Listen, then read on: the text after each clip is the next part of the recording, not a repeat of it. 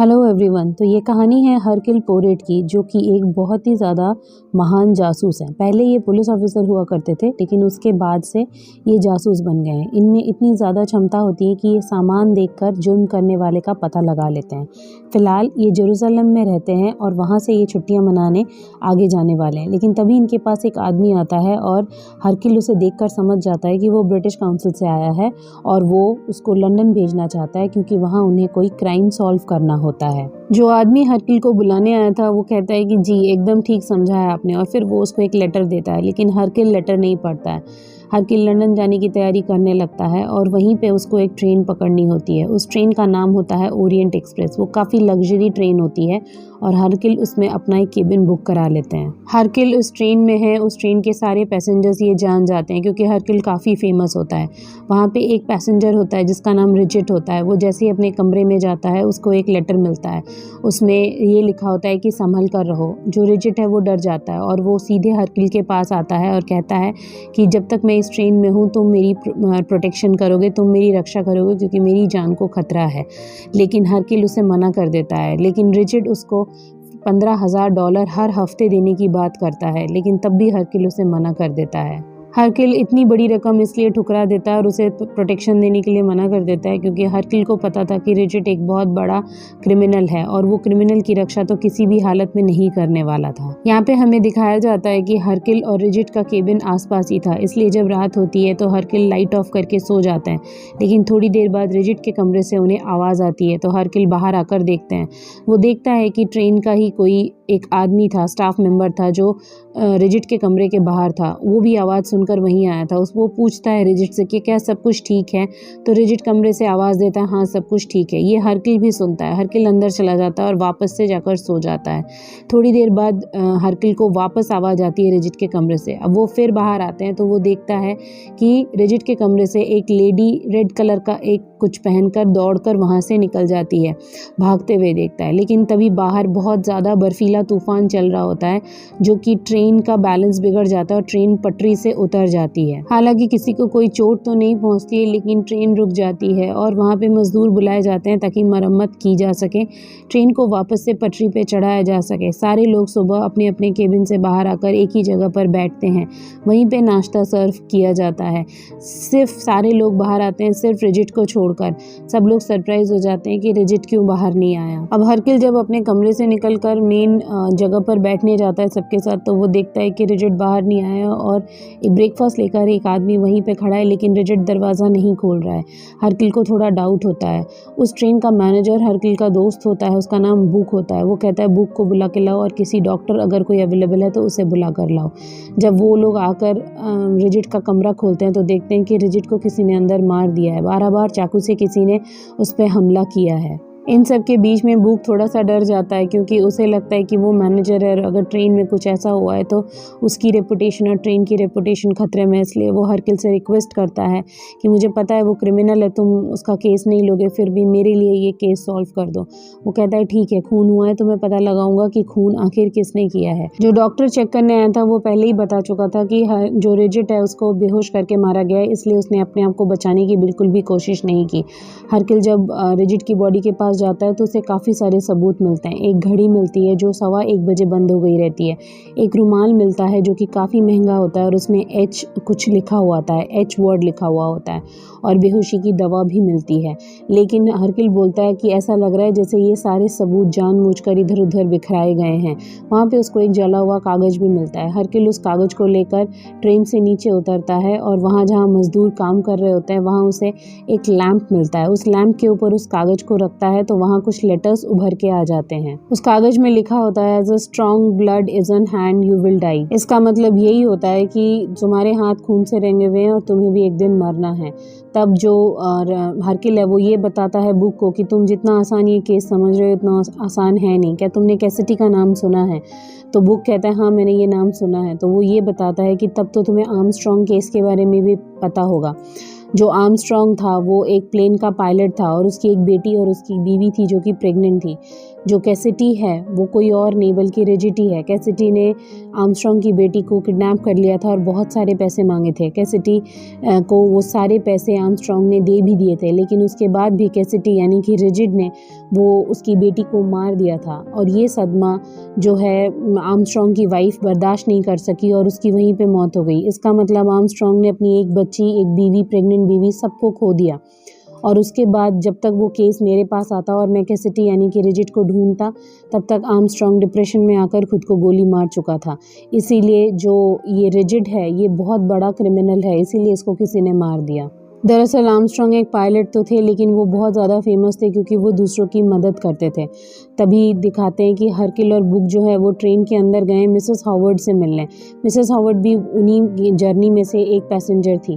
वो बताती हैं कि कल शायद खूनी मुझे मारने आया था और वो रिजिड को मार के चला गया, क्योंकि मिसेस हॉवर्ड के कमरे से एक कोट का बटन मिलता है। वो कोट का बटन किसी और का नहीं बल्कि ट्रेन के ही स्टाफ मेंबर के किसी कंडक्टर का होना चाहिए था। लेकिन जो कंडक्टर वहाँ खड़ा था वो बोलता है कि मेरे कोट के बटन में सारे बटन हैं, इसलिए ये मेरा बटन तो नहीं हो सकता। तो मिसेस हॉवर्ड कहती है तो फिर ये किसका बटन है? ट्रेन के ही किसी कर्मचारी का होना चाहिए। अब सबूत के तौर पर हरकिल के पास एक बटन था। उसके बाद वो एक और पैसेंजर से मिलता है जिसका नाम होता है प्रिंसेस हेगोमिरोफ। अब प्रिंसेस के पास जब वो जाता है हरकिल तो पूछता है कि क्या आप आर्मस्ट्रॉन्ग की फैमिली को जानती थी? तो वो प्रिंसेस बोलती है कि हाँ मैं जानती थी। दरअसल डेजी आर्मस्ट्रॉन्ग यानी कि वो लड़की जिसका किडनैप होने के बाद खून हो गया था, मैं उसकी आया हुआ करती थी, मैं उसकी देखभाल करती थी। और यही नहीं, डेजी की जो नानी थी वो बहुत बड़ी सुपरस्टार थी और मैं उनकी बहुत बड़ी प्रशंसक थी। मैं बहुत बड़ी फ़ैन थी उनकी और मुझे बहुत बुरा लगा कि डेजी की मौत के बाद उन्होंने दोबारा एक्टिंग कभी भी नहीं की।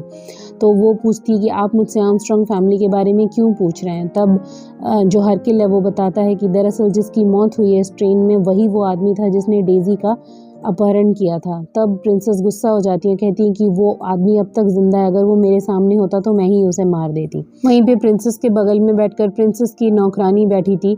तभी वो रुमाल जो है जो हरकिल के पास था, जो कि रिजिड की बॉडी के पास से मिला था, एच लिखा हुआ, वो उससे आया को दिखाता है। वो कहता है क्या तुम इस रुमाल को जानती हो, क्योंकि तुम्हारा नाम हिलब्रिड है और इसमें भी एच लिखा हुआ है। लेकिन वो आया कहती है कि नहीं ये बहुत महंगा है, इसे मैं अफोर्ड ही नहीं कर सकती, इसलिए ये मेरा रुमाल तो नहीं है। फिर वो पूछता है हरकिल उस आया से कि कल रात को क्या हुआ। उसने बोला प्रिंसेस ने मुझे रात को 1 बजे अपने कमरे में बुलाया, उनको काफ़ी ज़्यादा पेन हो रहा था तो मैं उनकी बॉडी में उनको मैंने मसाज दिया और फिर वो सो गई। बस इतना ही हुआ था और कुछ नहीं, ना मैंने किसी को आते देखा ना जाते। लेकिन फिर तब ये जो आया है ये बताती है कि मुझे बुलाने कोई कंडक्टर आया था, क्योंकि प्रिंसेस ने किसी कंडक्टर को भेजा था। तो फिर ये आया बोलती है कि मैंने उस कंडक्टर को पहले यहाँ कभी नहीं देखा। इसका मतलब एक बात तो कंफर्म हो जाती है कि मिसेस हॉवर्ड जो कंडक्टर का बटन दी थी और बोल रही थी कि कोई आदमी आया था, वो बात सच है। मतलब कोई तो था जो उस पूरे ट्रेन में घूम रहा था उस रात, जो इस ट्रेन का पैसेंजर नहीं था। अब सबके सामान की चेकिंग होती है और कहीं कुछ भी नहीं मिलता है। तब हरकिल बोलता है एक बार चलो मेरा भी सामान चेक कर लेते हैं, वहाँ शायद कुछ मिल जाए। लेकिन वहाँ कुछ मिलता तो नहीं है खास, लेकिन हाँ वो लाल रंग की ड्रेस ज़रूर मिलती है जो हरकिल ने उस रात रिजिड के कमरे से किसी को पहन के निकलते भागते हुए देखा था। हरकिल शॉक्ड हो जाता है और उसके बाद ये लोग सीधा जाते हैं उस आया के कमरे में जो कि प्रिंसेस की आया थी। वहाँ जाके जब उसके कमरे की तलाशी लेते हैं तो कंडक्टर का यूनिफॉर्म उसके कमरे से मिल जाता है। हरकिल बुक से कहता है कि लेकिन अगर इसने खून किया होता तो ये कंडक्टर की ड्रेस इस रूम में इतने अच्छे से संभाल कर नहीं रखती। तो इसका मतलब है कि इसने खून नहीं किया, इसे कोई फंसाने की कोशिश कर रहा है। बुक 1 मिनट के लिए उस कंडक्टर की ड्रेस को स्मेल करता है तो उसमें से उस शराब की स्मेल आती है जो मैकवीन यूज़ करता था। मैकवीन उस ट्रेन का पैसेंजर था और बल्कि वो रिजिड का पर्सनल अकाउंटेंट था जो रिजिड के अकाउंट्स हैंडल करता था। इसके बाद हरकिल और बुक मिलकर रिजिड के सारे अकाउंट्स की तलाशी लेते हैं, पेपर वर्क देखते हैं तो देखते हैं कि रिजिड का अकाउंट ऑलमोस्ट खाली हो चुका था और वो सब कुछ मैकवीन के अकाउंट में ट्रांसफ़र हो चुका था। अब हरकिल मैकवीन को ढूंढने लगता है। वो देखता है मैकवीन भाग रहा है कुछ कागज़ों को जलाकर, लेकिन वो मैकवीन को पकड़ कर लेकर आता है। मैकवीन कहता है कि देखो सोने की अंडे देने वाली मुर्गी का खून कोई नहीं करता, वो मेरे लिए सोने की अंडी देने वाली मुर्गी था, मैं उसे क्यों मारता। लेकिन तब हरकिल बोलता है कि लेकिन तुमने उसे मार दिया है सारे पैसे लेने के बाद। मैकवीन से पूछताछ चली रही थी कि तभी वहाँ का एक पैसेंजर, एक डॉक्टर वो आ जाता है जिसने कंफर्म किया था कि रिजिड की मौत हो चुकी है। वो बोलता है कि मैकवीन ये खून नहीं कर सकता क्योंकि जिस रात खून हुआ उस दिन उस रात पूरी रात मैकवीन उसी के साथ था और दोनों शराब पी रहे थे। तभी वहाँ पे जो हरकिल है वो बोलता है डॉक्टर को कि इस पूरे ट्रेन में बस आप ही पाइप जो है वो पीते हैं, और पाइप क्लीनर मुझे लाश के पास से मिला, रिजिड की लाश के पास से। तब डॉक्टर कहता है कि मेरा काम है लोगों की जान बचाना, ना कि लेना, इसलिए मैंने किसी को नहीं मारा। और उसके बाद जो डॉक्टर था वो थोड़ा ब्लैक स्किन का था, इसलिए हरकिल उससे पूछता है कि तुम इतने बड़े डॉक्टर कैसे बने। तब वो डॉक्टर बताता है कि दरअसल मैं आर्मी में शार्प शूटर था और मैं वहाँ पे काफ़ी लोगों की जान मैंने बचाई, इसलिए काफ़ी लोगों ने मदद की मेरे पढ़ने के लिए, और इसलिए मैं पढ़ के डॉक्टर बन गया। दरअसल ये उस वक्त की कहानी है जहाँ पे गोरे और काले में डिफरेंस किया जाता था। तभी जो हरकिल है वो पूछता है कि क्या आप कर्नल आर्मस्ट्रॉन्ग को जानते हैं। तो डॉक्टर मना कर देता है, बोलता है मैं किसी आर्मस्ट्रॉन्ग को नहीं जानता, और वहाँ से चला जाता है। अब हरकिल और बुक जो हैं वो मैकवीन के पास आते हैं और पूछते हैं कि न्यू जर्सी में एक बहुत बड़ा लॉयर था मैकवीन, क्या वो तुम्हारा कुछ लगता था। तो ये मैकवीन बोलता है कि हाँ, वो मेरे पिता थे और वो बहुत बड़े लॉयर थे, लेकिन आर्मस्ट्रॉन्ग का केस भी वही लड़ रहे थे। हरकिल के पूछने के बाद मैकवीन ये बताता है, और वो ये बोलता है कि आर्मस्ट्रॉन्ग के केस में वो किसी को भी कानूनी तौर से मुजरिम नहीं ठहरा पाए, इसलिए उन पे दबाव डाला गया सरकार की तरफ से कि वो किसी को भी उठाकर मुजरिम ठहरा दे, इसलिए उन्होंने उस घर की नौकरानी को मुजरिम ठहरा दिया जिसका नाम सुजैन था। और सुजैन ने जो है असली खून या फिर किडनैपिंग कुछ भी नहीं किया था, और इसी दुख के मारे सुजैन ने आत्महत्या कर ली थी। और ये सारी बातें वो मैकवीन को बोल ही रहे थे, और मैकवीन ये कहानी सुना ही रहा था कि वो खूनी नहीं है, किसी और ने किया। तभी वहाँ पे एक और हमला हो जाता है, जहाँ से शोर आ रहा होता है। वहाँ जो मैकवीन, हरकिल और बुक तीनों पहुँचते हैं। वो देखते हैं कि मैडम ह्यूबर्ट, यानी कि जिन्होंने कंडक्टर का बटन हरकिल को दिया था, उनको किसी ने पीछे से छुरा मार दिया है। किसी तरीके से उनकी जान बच पाती है। वहाँ डॉक्टर भी मौजूद होता है, डॉक्टर ही बचाता है उसकी जान। इसका मतलब मैकवीन पे जिस पे शक कर रहे थे वो तो अब कातिल नहीं है। लेकिन अभी भी पूछताछ के लिए कुछ और लोग बचे थे उस ट्रेन में, इसलिए हरकिल जाता है एलेना नाम की एक पैसेंजर के पास जो अपने पति के साथ केबिन में होती है। वो वहाँ जाकर उसका पासपोर्ट मांगता है। पासपोर्ट देखकर हरकिल बोलता है कि तुम्हारा नाम एलेना नहीं, तुम्हारा नाम हेलेना है, तुमने एच को क्यों हटाया। तब वो जो हेलेना है वो बताती है, दरअसल मेरे पति ने बोला था ये हटाने के लिए, क्योंकि आपको जो हैंकी मिली थी उसमें एच लिखा हुआ था, ताकि मैं ना फंस जाऊँ। और उसके बाद हरकिल ये डिस्कवर करता है कि ये हेलेना कोई और नहीं बल्कि डेजी की मौसी है। इसका मतलब इसके पास भी खून करने के लिए एक अलग ही वजह है, क्योंकि वो डेजी को, अपनी बहन को अभी भी बहुत मिस करती है। ये सारी बातें वो हेलेना से कर ही रहा होता है, लेकिन तभी हेलेना का पति हरकिल पे हमला बोल देता है ताकि वो अपनी पत्नी को बचा सके इन सब इल्ज़ामों से। लेकिन हरकिल को वजह मिल जाती है ताकि वो हेलेना पे शक कर सके। लेकिन उसके बाद हरकिल एक और लेडी पैसेंजर से मिलता है, उसका नाम होता है डेबिनहैम। डेबिनहैम का प्रॉब्लम ये होता है कि वो बिल्कुल शांत स्वभाव की यहाँ पे थी। जब हरकिल उससे बात करता है तो हरकिल को ये समझ में आ जाता है कि वो डेजी आर्मस्ट्रॉन्ग की उस वक्त की नैनी हुआ करती थी, जो उस रात उसके साथ थी, और कोई एक ऐसी वजह थी जिस वजह से वो डेजी को उस रात नहीं बचा पाई। इसका मतलब डेबिनहैम को आज भी उस चीज़ का अफसोस है। हो सकता है कि डेबिनहैम ने जो रिजिड को मार दिया हो। जब डेबिनहैम से ये सारी बातें चली रही होती हैं हरकिल की, तभी पीछे से डॉक्टर आकर हरकिल के ऊपर गोली चला देता है। कंधे से गोली लगकर एकदम छूकर वहाँ से निकल जाती है। हरकिल को कुछ नहीं होता है, और वो डॉक्टर बताता है कि ये सारा जो खून का है, जो जिसकी तुम तलाश कर रहे हो, वो मैं ही किया हूँ वो खून। क्योंकि जो आर्मस्ट्रॉन्ग थे, कर्नल आर्मस्ट्रॉन्ग, उन्होंने मेरी पढ़ाई के लिए काफ़ी रिस्क लिया, काफ़ी लोन दिलाया, और उन्होंने ही मेरी मदद की। वही थे जिन्होंने पहचाना था कि हाँ, मैं लोगों की जान बचा सकता हूँ। इसीलिए जिसने मेरे लिए इतना कुछ किया, मैंने उनके फैमिली को बर्बाद करने वाले को आज यहाँ पे मैंने देखा और मैंने मार दिया। ये सारी बातें वो बंदूक तान के ही कर रहा था। तभी ट्रेन का इंजन सही हो जाता है, और वो ट्रेन जो पटरी से उतर गई थी, सारे मजदूर मिलाकर उसे ऊपर उठा देते हैं पटरी के। इससे ट्रेन हिल जाती है, और जो डॉक्टर का बैलेंस बिगड़ जाता है, और बूक आके डॉक्टर को बेहोश कर देता है उसके सर पे मारकर। और ट्रेन स्टार्ट होने ही वाली होती है, लेकिन हरकिल के कहने पर ट्रेन अभी स्टार्ट नहीं की जाती, और सब लोगों को एक कंटेनर के अंदर बिठाया जाता है जिन पे हरकिल को शक है। इसके बाद हरकिल सबसे बात करता है, और वो ये कहता है कि तुम में से कोई कातिल है या फिर कोई भी कातिल नहीं है, कुछ भी हो सकता है। हो सकता है कि कोई आदमी ट्रेन में चढ़ा हो और उसने कंडक्टर के कपड़े पहने हो, और उसकी पुरानी दुश्मनी हो रिजिड से, और रिजिड को मारकर वो यहीं ट्रेन से नीचे उतर कर चला गया हो, या फिर तुम में से ही कोई कातिल है। उसके बाद वो डॉक्टर को बोलता है कि तुम कातिल नहीं हो सकते, क्योंकि मुझे पता है तुम शार्प शूटर थे, और आज तुम्हारा निशाना चूक गया है। इसका मतलब तुमने जानबूझकर अपना निशाना छोड़ा है, तो तुम तो कातिल हो नहीं सकते हो। इसलिए तुम तुम जो भी कुछ कर रहे हो शायद किसी को बचाने की कोशिश कर रहे हो। उसके बाद वो डेबनहम की तरफ देखता है, बोलता है उस रात तुमने ज़्यादा शराब पी ली थी इसलिए तुम डेज़ी को बचा नहीं पाई थी और रिचर्ड आकर घर के अंदर आकर डेज़ी को उठाकर लेकर चला गया था।